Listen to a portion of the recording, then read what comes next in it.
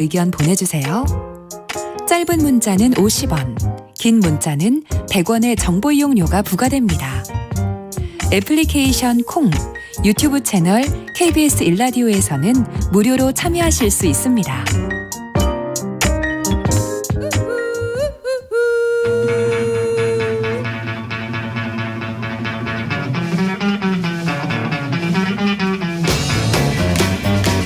정치인의 눈으로 여의도 국회 움직임을 통찰력 있게 꿰뚫어보는 시간입니다. 여의도 인사이트, 줄여서 여의도 인사인데요.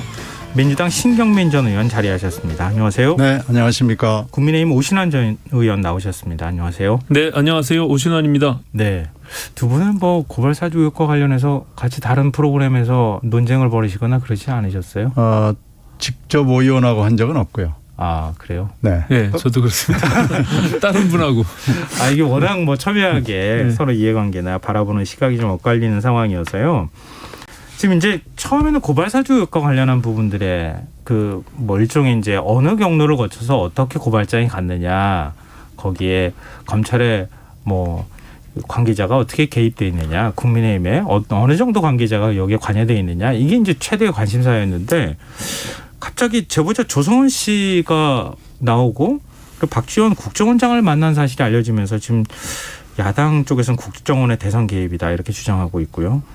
또 지금 민주당 쪽에서는 국기문란을 덮으려는 물타기다 뭐 이렇게 지금 얘기를 하고 있는 상황인데 두 분은 지금 상황 어떻게 지켜보고 계시는지 말씀을 좀 먼저 듣겠습니다. 그래서 이제 본질적인 건 문건이 생산되고 유통된 거 아니겠습니까? 네. 생산된 것도 큰 문제고 이게 또 유통이 돼서 야당으로 흘러들어간 경위, 이게 이제 본질이고, 갑자기 그 제보자, 공익 제보자가 커밍아웃을 하고 그 커밍아웃을 한 조성은 씨가 박지원 국정원장하고 만나고 뭐 이러면서 이제 이게 국정원 게이트다 뭐 이렇게 지금 변화가 되고 있는 건데, 네. 조성은 씨와 박지원 원장의 만남은 본질은 아니죠. 진짜 본질은 여전히 처음부터 생산이 어떻게 됐느냐, 그리고 그게 어떤 경로로, 지금 유통 경로가 하나가 아니잖아요. 네네. 의심되는 정황이 유통 경로가 지금 복수로 몇 개가 존재하는 것으로 보이는데 유통 경로는 어떻게 된 거냐, 이것이 여전히 본질적인 문제죠. 이 문제가 해결이 돼야지 이 사태가 진정이 될 수 있는 것이지, 뭐 나머지 문제는 그렇게 중요해 보이지는 않습니다. 네. 오신환 전 의원 생각은 좀 다르실 것 같은데. 네. 일단은 뭐 진실규명을 하루속히 해서 그 실체를 밝히는 게 매우 중요하겠고요. 지금 뭐 여당이 주장하는 고발사주 의혹이라는 것도 현재까지는 의혹인 것이고, 이제 저희가 이야기하는 그 제보자와 박지원 국정원장과의 만남 또한 그것이 굉장히 합리적 의심을 할 수밖에 없는 그런 정황들이 있어서 문제 제기를 하는 겁니다. 마찬가지로 이제 그 사실 여부에 대한 것들은 분명히 지금 수사를 통해서 빨리 밝혀야 되는 것이고요. 네. 왜냐하면 이게 7월 21일 날 조성은 제보자가 언론에 인터넷 매체에 결국에는 그 내용들을 전달하고 8월 11일 날 이제 국정원장을 만난단 말이죠. 네. 그리고 9월 2일 날 결국에는 그 매체에서 기사를 첫 보도를 하게 되는데, 그 과정에서 이게 한 복판에서 이제 국정원장을 만났고, 오늘 이준석 당 대표가 지적한 대로 8월 10일 날 11일 날 만났는데 10일과 그 다음 날인 12일 날 그 핸드폰을 캡처한 것이 결국에는 전달이 됐단 말이죠, 검찰에. 그러니까 네. 그런 부분들을 봐서는 굉장히 합리적으로 의심을 할 수밖에 없고, 오늘 조성은 씨가 그 실수인지 아닌지의 여부를 떠나서 이제 우리 국정원장, 우리 원장님과 그 내용에 대해서 날짜를 선택함에 있어서 그것을 의논한 날짜가 아니다라고 얘기했던 부분도 굉장히 석연치 않고, 특히 그것이 그 뭐죠, 뉴스버스의 네. 그 조 기자. 네, 지금 이 사건을 취재했던 기자 말씀하시는 거죠? 전혁수 기자 말고, 전혁수 기자 그 발행인 이름이 뭐죠? 이진동 기자. 이진동 기자가 쳐야 된다라고 하는 그 날짜라고 하는 것도 굉장히 적절치가 않은 거죠. 이게, 경선이 지금 한복판에 대선이 진행되고 있는 과정에서, 날짜를 특정해서 이걸 치겠다라고 하는 그 표현 자체가 저는 굉장히 의도가 있는 그런 잘못된 의도가 있다 이렇게 보여집니다. 네, 조성은 씨 관련 발언 때문에 지금 오늘 더 사안이 더 커져서 지금 야당 쪽에서 더 의혹 제기를 하고 있는 상황인데요. 이게 제보자 조성은 씨가 SBS와 인터뷰하는 과정에서 한 발언이지 않습니까? 그 SBS 인터뷰 내용을 잠깐 좀 들어보고 저희가 와서 다시 얘기 나누시죠. 날짜와 어떤 기간 때문에 저에게 자꾸 이제 뭐 어떤 프레임 씌우기 아니면 공격을 하시는데 사실 이 9월 2일이라는 날짜는 뭐 우리 원장님이나 저가 원했던 거나 저가 배려받아서 상의했던 날짜가 아니거든요. 그냥 이진동 기자가 뭐 치자 뭐 이런 식으로 이제 결정을 했던 날짜고 그래서 제가 사고라고 표현했고 만약 이진동 기자가 10월 달에 그 날짜를 선택했으면 10월이 됐을 거고 12월이 됐으면 12월이 됐을 텐데 이 날짜랑은 사실 전혀 연관도 없고 저는 이 내용을 제가 이후 오늘 SNS 과정에도 이제 상세하게 서술을 했지만 위험성이 있거나 혹은 이 당사자가 이거를 듣고 어떤 인지를 할 수 있는 사람들에게는 절대로 말씀을 드릴 수 그러니까 없죠. 박지원 원장에게 이 건과 관련해서는 어떤 얘기도 하지 않았다라고 그럼요. 다시 확인하셨습니다. 네. 지금 이제 발언 내용 듣고 오셨지만 맨 마지막 부분에는 또 그 발언 내용을 부정하는 듯한 발언 내용이 있어서 지금 두 가지가 혼재되어 있는 상황이긴 한데요. 뭐 일단 오신환 전 의원께서는 발언하시는 과정에서 이 인터뷰 내용을 지금 언급하시면서 얘기를 해주셨어요. 그렇습니다. 예. 그러니까 이게 단순히 뭐 실수 여부나 이 발언에 대해서 해석이 분분할 수는 있지만 어쨌든 그 박지원 국정원장을 그 한복판에서 만났던 그 시기와 또 말씀드린 대로 오히려 저는 그 후자에 나왔던 그 이진동 기자의 치자라고 하는 그 날짜 9월 2일을 정한 것 그 자체가 저는 매체로서도 굉장히 부적절한 의도를 가지고 접근한 것이 아니냐. 대선에 지금 경선이 한참 있는 그 이제 제보자의 경우는 조성은 씨는 날짜에 대해서 선택하지 말고 본인이 그 날짜가 아니다 하지 말자라고 했다는 거 아닙니까? 네. 근데 이진동 기자는 치자라고 하면서 그 날짜를 찍어서 한 것은 분명히 영향을 미칠 수 있다는 판단하에 그 날짜를 특정한 것이죠. 예. 네. 신경민 전 의원 어떻게 보십니까? 그렇게 날짜가 저는 중요해 보이진 않고요.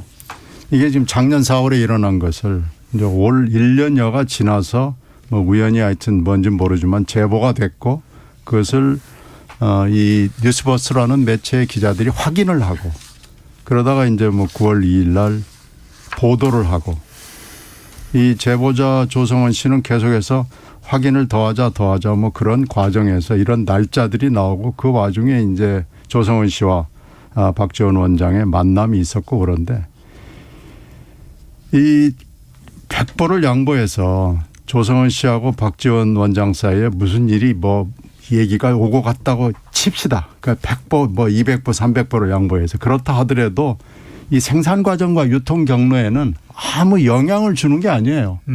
그게 7월에 했건 8월에 했건 9월에 했건 네. 생산은 이미 작년 초에 된 거고요. 그게 유통이 4월 3일, 4월 8일 작년에 1년도 훨씬 전에 된 거죠. 이것은 움직일 수 없는 사실입니다. 그 진실 규명을 우리가 지금 못하고 있는 건데 그 사이에 조성은 박지원 두 분이 뭐 몇 번을 만났는지 모르겠지만요. 만났다고 쳐도 생산과 유통에는 아무 영향을 주질 않아요. 네. 본질은 생산과 유통입니다. 그 오신환 전 의원께 좀 여쭤보고 싶은데요. 네. 민주당 송영길 대표는 메신저를 공격하는 것은 아주 전형적인 구태 정치다 이렇게 주장을 하고 있거든요. 그러니까 지금 이제 말씀 잠깐 하신 것처럼 네. 만약에 박지원 국정원장이 정치 공작을 하려고 했다고 하면 그러면 지금 그동안에 지금 고발장이 김웅 의원을 통해서 넘어갔다고 얘기를 하고 있는 거 아닙니까? 네. 그럼 김웅 의원이 완벽하게 이건 날 쪼고 나는 그런 고발장 받은 적 없다. 이렇게 나오면은 정치 공작이라고 하는 주장에 좀 더 힘이 실릴 거 아니겠어요? 아니 근데 어쨌든 지금 저 신경민 의원님 말씀하신 대로 이것이 이제 그 검사, 손준성 검사. 네, 손준성 검사. 제가 예. 오늘 이름이 생각이 예. 잘 안 나네요. 손준성 검사가 지금 이제 전달을 한 것은 저는 사실로 보입니다. 다만 그것이 손준성 검사가 직접 작성을 했는지 아니면 네. 오늘 뭐 언론사에서 그것이 또 제3의 검사가 작성을 한 것으로 기사가 났는데 뭐 그렇더라도 어쨌든 그 실제 지금 윤석열 전 총장이 이것을 지시하거나 묵인을 했느냐라고 하는 그 실체는 없는 거예요. 그렇잖아요. 지금 현재까지는 아무런 증거가 없죠. 네. 예. 그런 상황에서 그 문제가 물론 그 검찰이 실제로 작성을 해서 고발 사주를 한 것인지 네. 아니면 또 제3자가 그것을 만들어서 전달을 단순히 한 것인지 그건 아직 여부가 확인이 안 된 것이죠. 그러니까 그런 과정에서 만약에 지금 정치적인 나쁜 의도를 가지고 어떤 영향을 미치려고 그것이 만약에 그런 의도가 담겨 있었다면 그 또한 부적절하다는 거예요. 그러니까 그 자체에서 만약에 검사가 그 고발장을 작성해서 야당에게 고발을 사주했다면 그것도 큰 문제죠. 네. 하지만 그 문제와 마찬가지로 만약 국정원장이 그 부분에 대해서 적극적인 개입을 하거나 아니면 조언을 통해 가지고 나쁜 의도가 거기에 실렸다라면 그 또한 적절하지 않다는 거예요. 예. 아니 근데 그 제가 좀 여쭤보려고 했던 부분은 뭐냐면 만약에 박지원 국정원장이 정치 공작을 하고 조성은 씨를 통해 가지고 받지 않은 것을 마치 받은 것처럼 텔레그램을 조작한다거나 이렇게 했다고 그런 얘기는 하면 아닙니다. 예, 예. 그러면 그건 뭐 가능하지도 중간에 않은 얘기죠. 김웅 국회의원이 들어갈 일도 없는 거고 네. 그리고 검찰에 지금 뭐 손준성 검사 텔레그램 화면도 나오고 있는 상황이지만 그 경로 자체를 완벽하게 지금 정치 공작을 해서 조작할 수는 없는 거잖아요. 저는 그렇게 얘기한 적은 없고요. 예. 예, 그거는 뭐 그 자체가 모두가 다 조작을 하고 가짜로 만들었다고 하는 게 아니라 그런 사실이 있다면 그것은 사법적 판단에 의해서 네. 그거는 적법한 책임을 물어야 되는 게 맞아요. 예. 하지만 그것을 나쁜 정치 의도를 가지고 공작과 맞먹는 수준에서 그것을 만약에 언론을 통해서 터뜨리고 선거에 대선에 영향을 미치려고 했다라면 네네. 그 또한 굉장히 큰 국기문란이죠. 네, 예. 무슨 말씀인지 알겠습니다. 예. 근데 신경민 전원님께 그걸 좀 여쭤보고 싶어요. 네. 국정원장이 뭐 한 보수 언론 표현으로는 네. 그렇게 한가한 자리냐? 제보자 조성은 씨하고 오래전부터 이렇게 친분 관계를 유지해 왔고 지금 이제 앞서 오신환 전 의원께서 말씀하신 것처럼 만난 시기도 아주 묘하게 맞아떨어진다. 이건 좀 박재원 원장이라는 분은요. 오지랖이 굉장히 넓은 분이고요. 박지원 원장이라는 분은 대단히 독특한 정치인입니다. 그리고 언론인보다도 언론을 더 잘 알고 지금 원장으로 부임한 지 얼마 안 됐지만 벌써 서너 번씩 만나서 밥 먹었다는 사람들이 굉장히 많고요. 박지원 원장의 이 교류의 폭과 관심은 상상을 절할 정도인데 박지원 원장은 아마 틀림없이 옛날 사람들 인맥 관리를 해야 되고 또 이제 원장을 그만두는 날짜가 사실상 거의 정해진 거 아니겠어요? 네네. 이제 임기가 이제 내년 대통령 임기 끝나고 후임자 결정되면은 나오는 거죠. 그러니까 그 이후도 아마 언론과의 어떤 관계 이런 거 굉장히 열심히 생각할 거고 아마 시사평론가로서 한국 사회를 계속해서 여러 가지로 충분히 마사지할 이런 계획도 있고 그런 분이에요. 그러니까 이게 지금 박지원 원장이 그 조성은 씨 만났다는 건 전혀 이상한 건 아니고요. 그리고 만났다 그래도 생산과 유통 경로에 작동할 수도 없고요. 모르겠어요. 지금 조성은 씨도 머리가 좋은 여자분이기 때문에 틀림없이 이 프레임을 잘 알고 그래서 모르겠어요. 살짝 시사를 했는지는 모르지만 네. 박 원장으로부터 지시를 받고 뭘 따라서 하고 이럴 것 같지도 않고요. 박 원장이 그렇게 할 사람도 아닙니다. 그런 점에서 봤을 때 이건 본질이 아니고 네. 본질은 손준성인지 손준성 팀인지 수사정보정책관실이죠. 손준성은 네. 이제 곧 차장검사 나갈 사람이거든요. 그러니까 이 굉장히 경력 관리가 잘 돼 있고 이 출세 가도를 달리는 사람입니다. 그래서 손준성 내지는 그 팀이 하여튼 손준성의 전화기로부터 김웅으로부터 이렇게 해서 조성은으로 왔다는 것은 오늘까지의 보도로 봐서 이건 거의 맞는 것 같아요. 그러니까 지금 작성을 누가 했냐. 그리고 그 작성이 어떻게 됐고 여기에 총장이 어떤 식으로든지 간에 묵인 내지는 뭐 명시적 뭐 이런 것들이 있었느냐라는 것이 핵심이죠. 네. 그럼 이게 유통 경로를 따라가다 보면 이 핵심도 나올 수 있지 않나 이렇게 봅니다. 그러니까 이제 그 핵심을 네. 밝히기 위해서 공수처가 고발 3일 만에 전격적으로 참고인 신분인 더군다나 국회의원 의원실을 지금 전격적으로 압수수색을 시도한 거 아닙니까? 네. 그러니까 이게 굉장히 이례적이고 그렇다라면 또 다른 어떤 한쪽 축에서 지금 국정원장과 제보자의 만남이 굉장히 합리적 의심을 가질 수밖에 없는 그런 어떤 의혹을 제기하니까 그 또한 같이 조사를 해서 실체를 밝히자는 거예요. 저희가 그것이 있다 없다에 대한 어떤 그 유령과 같은 실체도 없는 거 가지고 계속 정치권에서 네네. 이 중요한 대선의 각 당의 후보들을 뽑는 과정에 이 불필요한 정치 논쟁을 할 필요가 없이 빨리 수사해서 그것을 밝히는 것이 선행돼야 된다. 그래야 제대로 된 후보를 뽑을 거 아닙니까? 네네. 이로 인해서 만약에 사실이 아닌 거 가지고 제2의 김대업으로 또 피해자가 생겨서도 안 되고 만약에 그것이 사실이라면 정말 제대로 된 법적 처벌을 받아야 되는 거죠. 네네. 중대한 사안이니까. 아, 그럼요. 예, 그래서 총장이 빨리 그 하면 실체를 좋겠죠. 밝혀달라. 네. 다만 지금 제보자도 그리고 뉴스버스의 인터넷 매체도 또한 국정원장인 박 전 원장도 여기에 다 연루가 돼 있으니 그것도 같이 동시에 밝혀달라 이 말입니다. 예. 네. 아 근데 정치권이라는 게요. 자 지금부터 조용히 합시다. 자 모두 딱 조용. 이렇게 하면 얼마나 좋겠습니까? 계속 싸우니까. 아니 근데 지금 대검에서 감찰을 하고도 꽤 오랜 시간 감찰하고 아무것도 지금 나오지 않았으니까 저렇게 입 다물고 있는 거 아닙니까? 아니 그러니까 감찰 내용을 그냥 막 공개할 수가 없잖아요. 아니 그러니까 지금 오랜 시간이 됐는데 네. 예, 뭐가 있으면 벌써 다 흘러나왔죠. 지금까지 검찰이 맨 그런 일만 했던 검찰인데 예, 알겠습니다. 일단 모든 게 다 언론에 흘러내보내잖아요. 예. 감찰 결과가 또 발표가 되지 않을까 또 싶은데요. 네. 공수처가 또 수사 들어간 상황이라서 이거 어떻게 될지는 빨리 지켜봐야 감찰 될것 결과를 같습니다. 내놔야 됩니다. 네. 예. 네. 본질적으로는 하여튼 수사 결과를 빨리 내놓는 거 외에는 이 공방을 좀 잠재울 만한 방법이 별로 없는 것 같습니다. 그렇습니다. 예. 지금 여러분께서 KBS 라디오 김성환의 시사회와 함께하고 계십니다. 여의도 인싸, 국민의힘 오신환 전 의원, 민주당 신경민 전 의원과 함께하고 있습니다. 이제 대선 경선 얘기도 좀 해보죠. 네. 민주당 대선 경선 1차 슈퍼위크 결과가 나왔습니다.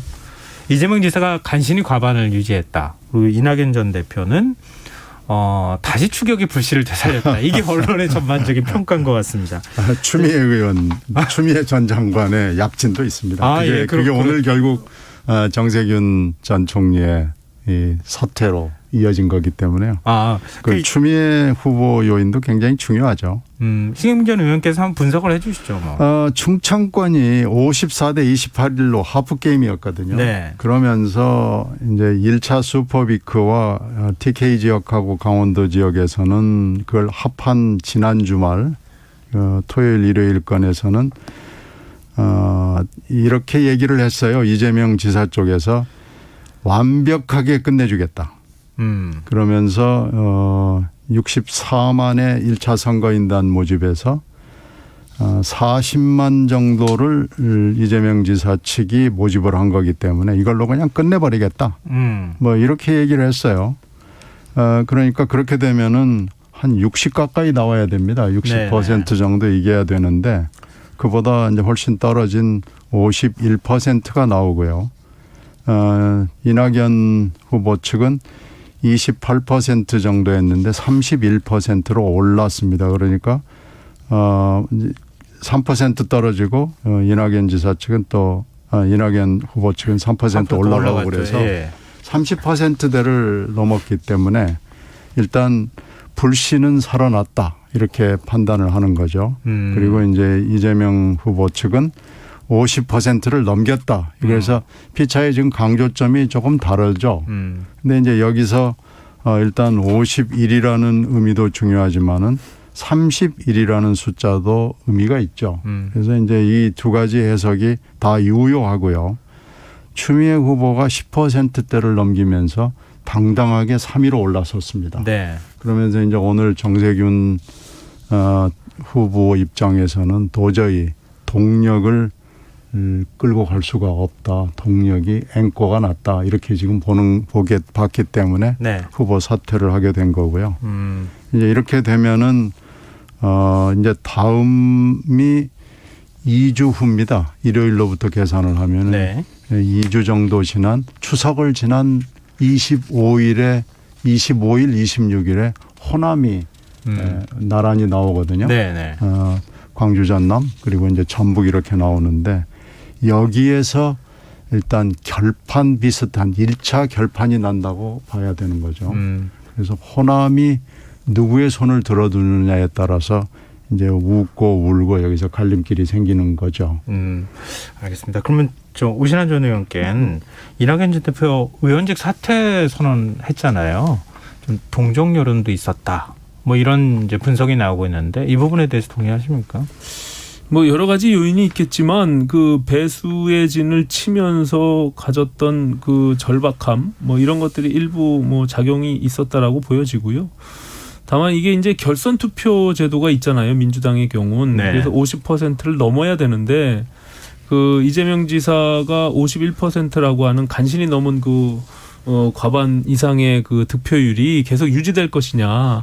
이제 그게 관건이고 결과적으로 오늘 아까 말씀하신 대로 정세균 후보의 사퇴 그리고 전체 권리당원의 30%를 차지하는 20만 명의 지금 호남의 유권자의 표심 이 부분이 굉장히 중요할 것 같고요.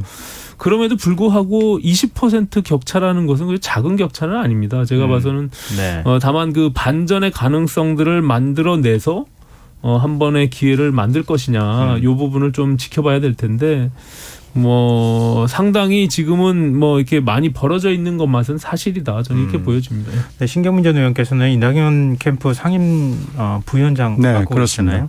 이거 좀 여쭤보고 싶어요. 만약에 호남에서 지금 뭐 정세균 전 총리가 갖고 있던 지지율이 어디로 갈 거냐 이것도 관심이긴 하지만 이재명 지사가 호남에서 과반을 가져갔다.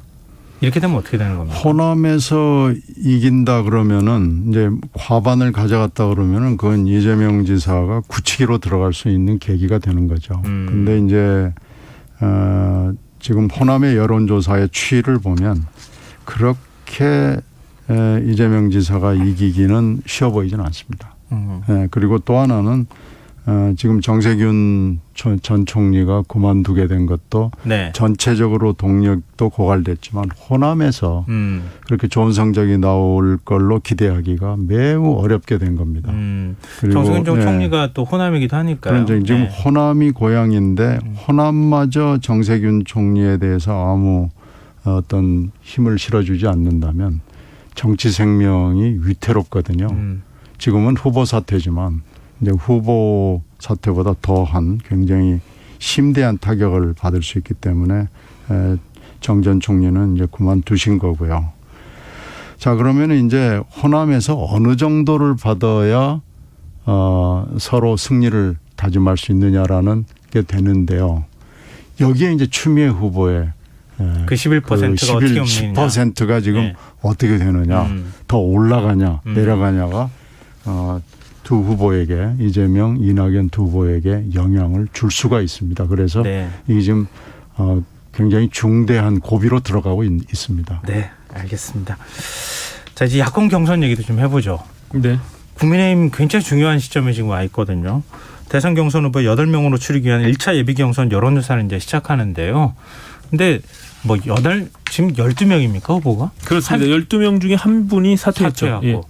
그 중에서 8명 고르는 거니까 그거는 좀 관심이 적을 수는 있겠지만 1차 뭐 지금 일반 시민 80% 당원 20%인데 그 결과가 공개가 됩니까? 공개는 안 됩니다. 공개는 안 됩니까? 예, 그런데 예. 또 뭐 공개가 언론을 통해서 다 되지 않겠냐 그러는데 윤석열 대세론이 계속 유지될 거냐 말 거냐 이게 굉장히 관심거리 아니겠습니까? 윤석열 대세론은 한풀 꺾인 측면이 있고요. 특히 이미 한풀 꺾인 예, 그렇죠. 측면이 이제 있다. 뭐 약간의 그 박스권에 묶인 상태 내지는 좀 하락세에 있는 과정에서 홍준표 후보가 상승세를 타고 그 과정에 지금 이제 뭐 고발사주 의혹이 터지면서 악재가 겹쳤죠. 네. 예, 그런 상태에서 뭐 지금 여러 번의 여론조사에서 이제 우리 국민의힘의 후보의 적합도 조사에서는 홍준표 후보가 이미 1위로 올라선 지가 몇 번에 걸쳐서 나타났고요. 네.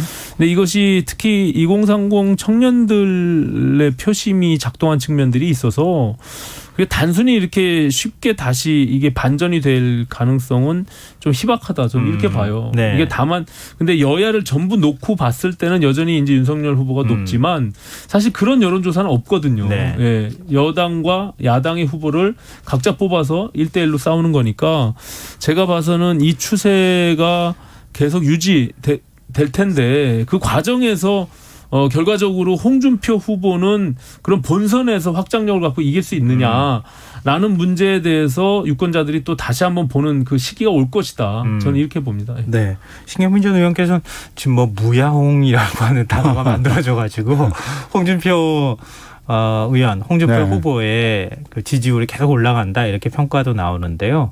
홍준표 의원은 이재명 지사하고 붙으면 난 이길 수 있다 뭐 이렇게까지도 얘기하고 있는 상황인데 어떻게 보십니까?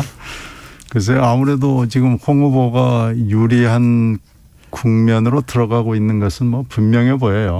그리고 지금 윤 후보 같은 경우에는 지금 현재 고발 사주의 의혹 또 의혹이지만은 다른 여러 가지 문제들이 지금 계속 이미 드러났거나 대기 중이거나 이래서 점점 더 어려운 국면으로 들어가는 것 같고요. 그 틈을 아무래도 홍 후보가 차고 들어가는 거 아닌가 이렇게 생각이 돼서 홍 후보 쪽에 유리한 국면으로 갈 수밖에 없어 보입니다.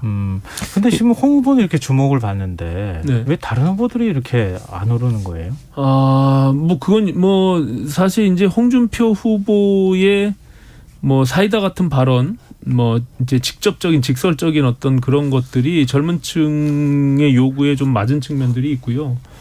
그리고 이제 결과적으로는 윤석열 후보의 본인이 보여줘야 되는 이 국정 철학이나 비전 이런 것들이 오랜 기간 동안 부재하면서 거기에 대한 실망감들이 누적돼 왔을 때 결국 이것이 같이 맞물렸다. 저는 그렇게 보고요. 네. 근본적인 것은 윤석열 전 총장이 갖고 있는 컨텐츠에 문제가 있었다. 저는 이렇게 보여집니다. 네, 알겠습니다.